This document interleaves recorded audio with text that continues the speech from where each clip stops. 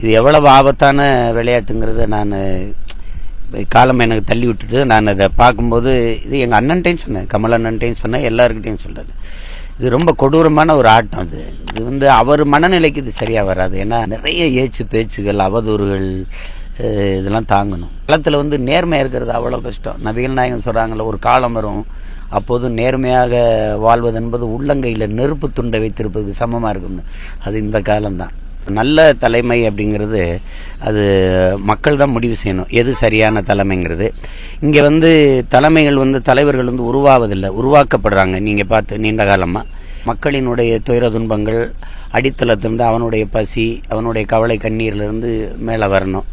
அப்படி இல்லாமல் திடீர்னு வர்றது இருக்குது பாருங்களேன். இப்போ உருவாக்கப்படுகிறவர்கள் உழைக்கும் அடித்தட்டு மக்களினுடைய உணர்வு என்ன, அவங்களுடைய பசி என்ன, கவலை என்ன, கண்ணீர் என்ன, எதுவுமே தெரியறதில்லை. அப்போ அந்த மாதிரியான தலைவர்கள் இப்போ இல்லை.